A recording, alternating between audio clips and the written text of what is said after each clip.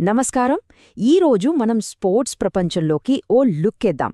మనకు తెలిసిన, తెలియని కొన్ని ఆసక్తికరమైన విషయాలు, కొన్ని ఆశ్చర్యపరిచే నిజాల గురించి మాట్లాడుకుందాం. పదండి, ఈ ప్రయాణంలోకి వెళ్దాం. సరే, మరి మొదలుపెట్టే ముందు మన స్పోర్ట్స్ నాలెడ్జ్ని ఒకసారి టెస్ట్ చేసుకుందామా? మనం ఈ విశ్లేషణలో ముందుకు వెళ్తున్నప్పుడు ఎన్ని విషయాలు మనకు ముందే తెలుసో ఓసారి చూసుకుందాం. సరదాగా ఉంటుంది కదా? మన దేశం విషయానికొస్తే క్రికెట్ అంటే అదొక ఆట మాత్రమే కాదు. అది మనందరి ఎమోషన్. ప్రతి గల్లీలో, ప్రతి ఒక్కరి గుండెలో బలంగా నాటుకుపోయిన ఒక ఫీలింగ్. నిజం చెప్పాలంటే కోట్లాది మందికి ఇదొక జీవితం. సరే, ఒక పాపులర్ ట్రివియా క్వెశ్చన్ అడుగుతాను. గాడ్ ఆఫ్ క్రికెట్ అని ఎవరిని అంటారు? అవును, ఈపాటికే అందరూ గెస్ చేసే ఉంటారు.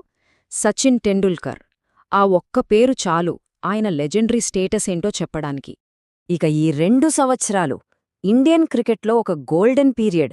2007లో ఒక యంగ్ టీం వరల్డ్ని జయించడం, ఆ తర్వాత 2011లో మన సంతగడ్డపై వరల్డ్ కప్ గెలవడం. ఆ మొమెంట్స్ దేశం మొత్తాన్ని ఎలా ఏకం చేశాయో, ఎలా సంబరాలు చేసుకున్నామో మనందరికీ గుర్తే. సరే, ఇప్పుడు క్రికెట్ నుండి ఇంకో టాపిక్కి షిఫ్ట్ అవుదాం. మన దేశ జాతీయ క్రీడ ఏంటి అని అడిగితే ఏం చెప్తారు? ఒక్క నిమిషం ఆలోచించండి, ఎందుకంటే అసలు సమాధానం మనల్ని కొంచెం ఆశ్చర్యపరచొచ్చు. ఈ ప్రశ్న చాలా సింపుల్గా అనిపిస్తుంది కదా? చాలామంది వెంటనే ఏమాత్రం ఆలోచించకుండా హాకీ అనేస్తారు. కానీ అసలు నిజం అదేనా? ఒకసారి లోతుగా చూద్దాం. ఇది వినడానికి కొంచెం షాకింగ్గానే ఉంది కదూ? అవును, ఇది నిజం.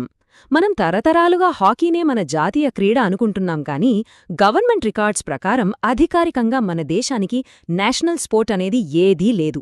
ఇవి చాలామందికి తెలియని ఒక నిజం. ఓకే, మన దేశం సంగతి పక్కన పెడితే ఇప్పుడు కొంచెం ప్రపంచ క్రీడా వేదిక వైపు వెళ్దాం. ప్రపంచంలోనే అతిపెద్ద, అత్యంత ప్రెస్టీజియస్ స్పోర్టింగ్ ఈవెంట్స్ కొన్ని ఉన్నాయి కదా, వాటి గురించి మాట్లాడుకుందాం. అందులో ముఖ్యంగా చెప్పుకోవాల్సినవి 3. 1. Olympic games. దానికున్న చరిత్ర, గౌరవం వేరు. 2. FIFA world cup. ఇది వస్తే ప్రపంచం మొత్తం ఎలా ఊగిపోతుందో మనకు తెలిసిందే. ఇక 3. Tour de France. ఇది మనుషుల స్టామినాకి అసలైన పరీక్ష. ముందుగా ఒలింపిక్స్ గురించి మాట్లాడుకుంటే వీటి కథ పురాతన గ్రీస్లో మొదలైంది.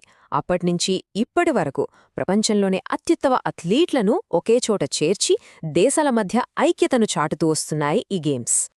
ఇక ఫుట్బాల్ అంటే ముందుగా గుర్తొచ్చేది ఫీఫా వరల్డ్ కప్.